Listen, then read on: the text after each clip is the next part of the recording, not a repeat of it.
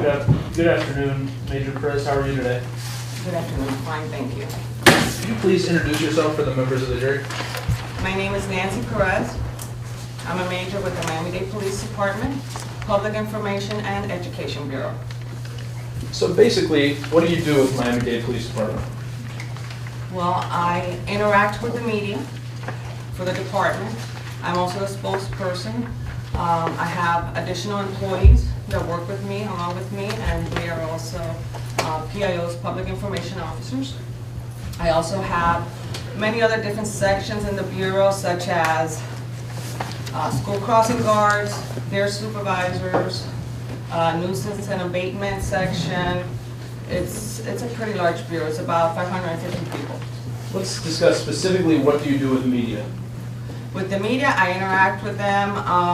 Any type of information that they request, public records requests and such, they go through the office. And what were you doing on January 31st, 2012, the night that Carlos Miller was arrested? On that day, I had spent a week in Sunny Isles. I was teaching public relations in Sunny Isles that whole week. And normally we respond, we have 2 people that respond to any type of incident. And on that particular evening, my lieutenant, who has a baby, her child got sick, so she couldn't go with the PIOs, so I had to drive home, which I live pretty far west, and then I had to get my uniform on and then go to the Occupy Miami. Now let me ask you, before the Occupy Miami eviction on January 31st, 2012, did you know who Carlos Miller was? No, I did not. But had you received an email about him? Well, the email that was received about him, I received it on the 6th. On Monday the 6th is the day that I opened it up. I received, because I deal with the media every day, I receive an enormous amount of emails, sometimes even over 100 a day. From February 6th? Yes, sir, Monday, February 6th. And when I'm teaching, I leave the lieutenant. My lieutenant, she's in charge of the bureau. So I normally don't check the emails. I have to make sure that I have the lesson plan complete. It's an entrepreneurial class. People pay a lot of money. Different departments pay a lot of money to send their officers to this class. So the department depends on me to do a good job. So I have to prepare the lesson plan and just focus on the class. So you just said it was February 6th, but do you know the day that the email about Carlos Miller was sent? No. You don't? No, sir. Did you read it or see it before the night of the protest? No, sir. Okay. Now, what is a rapid deployment force? Okay, the Rapid Deployment Force is a group of individuals. It's just police officers, different ranks, all the way up to lieutenant ranks. And what we do is we train. You can compare it to SRT, but it's very similar, and so that we can respond to any types of events such as civil disturbances or anything of a great magnitude that the department would feel that they need specialized officers. The training is very intense, it's very physical, and you use a lot, you train a lot with the firearms and in self-defense. Why was the RDF, or Rapid Deployment Force, at Government Center on January 31st? The department requested them to be there. What was their job? Their job was to maintain the peace and control and ensure the safety of all involved. And what RDF experience and training do you personally have? I went through the course, it's a 2-week course. It's very intense. I also attended in Pittsburgh the G20 and the demonstration up there in Pittsburgh. So you've been in these types of situations before? Yes, I have 27 years in this department. I've also been part of civil disturbances here in South Florida in the 80s. And you've dealt with situations involving protesters before? Yes. How was Mr. Miller's demeanor on the night of the 31st? The first time I remember Mr. Miller, he was having kind of like an argument with the officers as we were moving the people out of the area towards the street so that they could block the sidewalk. And he was being very aggressive with the officers. We didn't understand why, We just needed everybody to follow orders. We just wanted everybody's safety. I mean, we just had to give the orders to step down to the street. Did you think he was a protester? Yes. Did he identify himself to you as a member of the media? No, not at any time. Did he have any conversations with you? He called me some names, but that wasn't really a conversation. It wasn't a two-part conversation. Did he make an attempt to work with you that night? No. And specifically, what were you doing that night? That night, I was assisting with the line. The line meaning the lineup officers and the formation that they had been placed in order to maintain the demonstrators out of the area so that they could put the fence up and secure the area. Were you giving directions to the media? I was in constant contact with the media. We wanted to make sure in these instances, just like in civil disturbances, what occurs sometimes is that the media becomes also victims because they steal their equipment and also because they sometimes want to carry, or most of the time would like to carry the story live. They have wires such as these, like this, all over the street, and people can of course fall on that and get hurt. So we try to work with them as best as we can, and they really do the same with us. And that night, if Mr. Miller wanted to, could he have worked with you? Of course.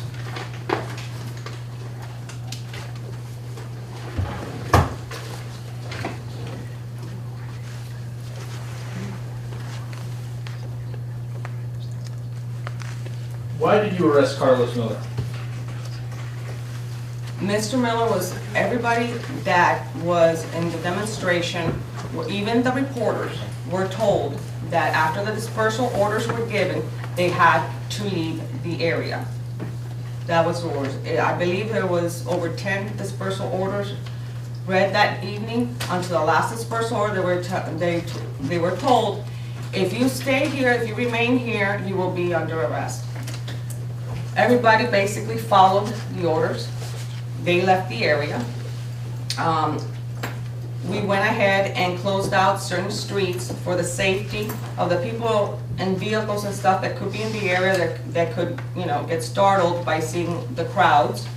And then at that time, as we were marching towards the back, we secured the area. We marched to the other side, towards the front, because the area was secure. And Mr. Miller went ahead and came back into the area. Did this concern you when he came back in? Yes. Why? Because during the evening, he had been antagonizing the officers. So, plus there was really a safety factor. We didn't understand why he would break the perimeter and come back in. So it was a very big concern. How many times had he been told to leave, approximately? Well, he was told over, I believe it was 10 times that dispersal orders was read. Are you aware, do you know if he speaks Spanish or not? I didn't know him, so I don't know if he spoke Spanish. Do you know now if he speaks Spanish? I believe he does. Why do you believe that? Through his blog. And was the dispersal order given in Spanish also? It was given in English, in Spanish, and in Creole. Now, I want to show you, let the record reflect, I'm showing defense counsel what has been marked for identification as State's Exhibit 1D. Reflects. No, it's the same as the one before. No, it's a different one, but it's the same thing. Yeah, it's fine. It's fine. So, defense stipulating to the admission? Yeah. Okay. State now moves what has been marked as 1D into evidence. All right. State 3.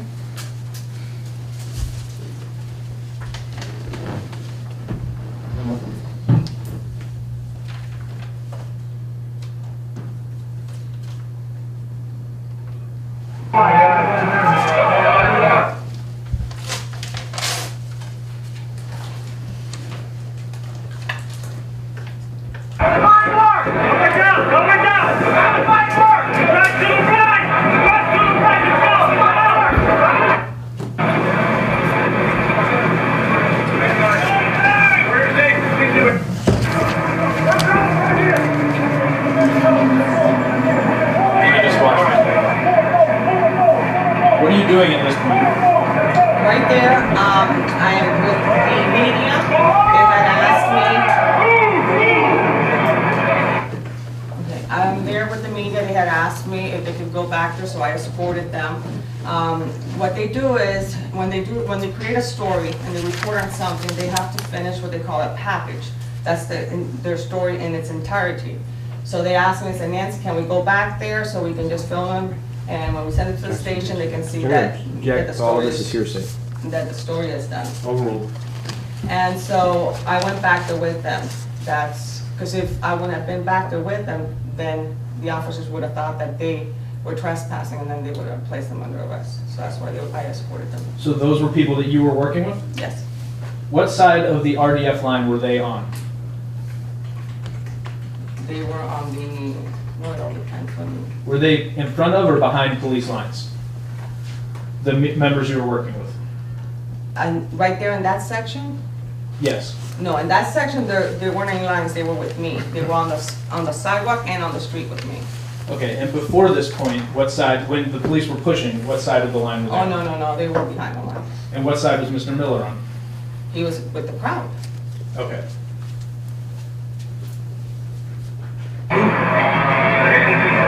Who was the last person to be pushed out of the Occupy Miami protest?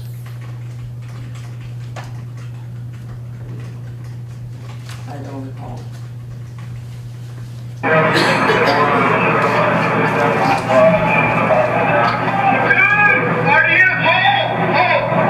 What's happening right here? Right there is when we're walking back, because we have cleared and secured that whole entire area. We are walking back to where we initially started, which was by the 111 building, by the government center building. And so as we're walking back in formation, Mr. Miller comes around the building and appears. Did you walk towards him? He walked towards me and I walked towards him. We walked towards each other, yes. Did you go out into the street towards him? Or did he come to you? No, we basically met together. And why, are the RDF members allowed to break the line at that point? Are they allowed to break formation or no? No. Okay.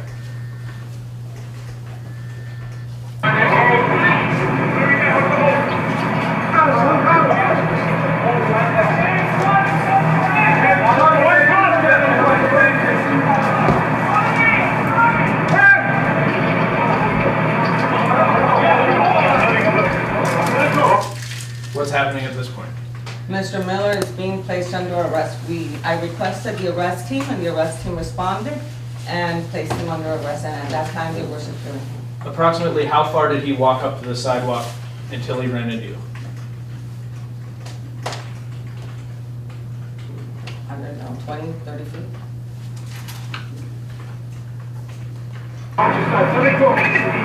Well, I'm not doing anything. I'm not resisting. You have to be so hard. You have to be so hard. You guys relax. You guys. I'm relaxed. I'm relaxed. I am relaxed. Okay, just for the record, you don't have to choke me. You don't have to choke me. Okay? Is Mr. Miller being choked right there? No, sir. Is there anything odd about his behavior at this point? Well, I found it very odd that he kept screaming that we were choking him, and nobody was choking him. And I tried to explain to him in the best of my abilities that we just had to remove what he had on his person for safety reasons. Do you remember what else he was saying?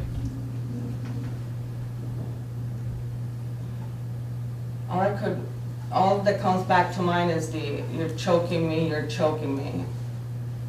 Do you know if Mr. Miller was hurt that night? No. No, you don't know, or no, he wasn't No, hurt? he wasn't hurt. Was he brutalized? No, Was he choked? no. You can do it a little easier with the uniform. I'm being At this point, what is Mr. Miller doing with his hands? Well, they're trying to place his hands behind his back so that they can put their handcuffs on him.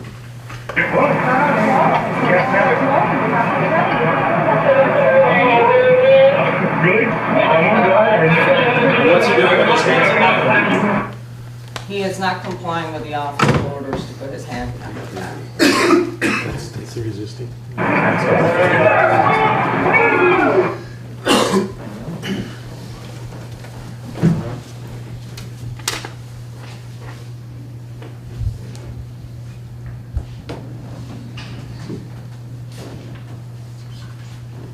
Were you concerned with protesters or other people walking back into the eviction site? Yes, we were very concerned over that. As a matter of fact, that was one of the specific orders that our director, Loftus, had given us, telling us that one of his concerns, what he did not want, is for our officers to get surprised and for anybody to break the perimeter and come back in.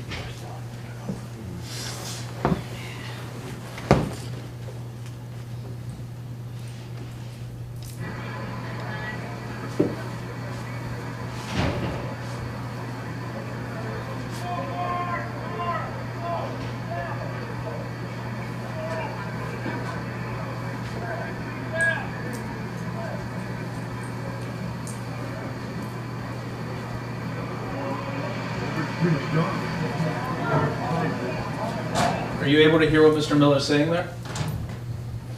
No.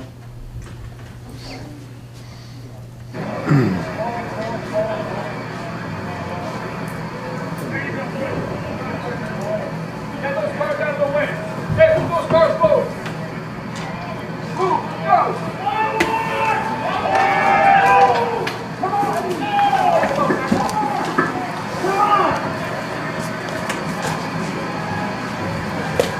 What's going on with that car?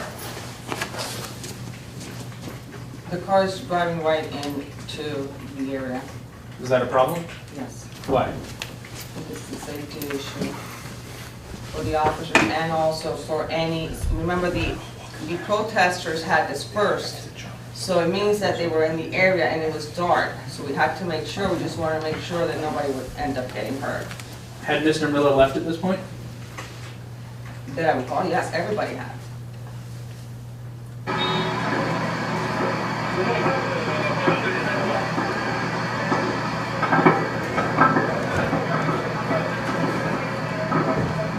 Do you know who's filming this right now? Ricky Bravo? But who's actually holding this camcorder? Can you hear his voice?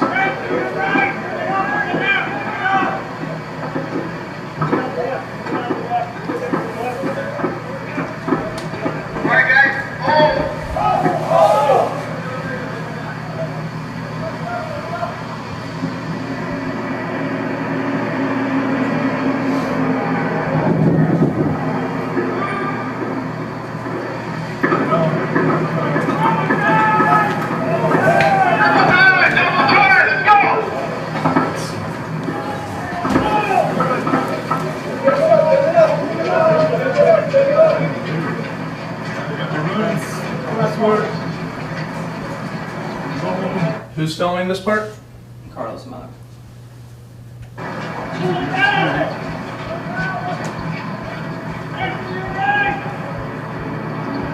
So who was the last person pushed out of the Occupy Miami protest?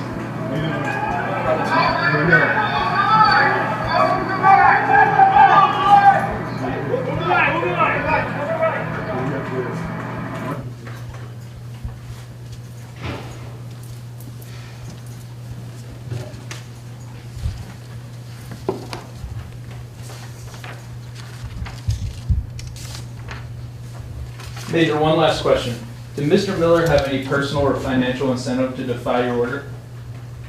Objection, speculation, Judge. No further questions.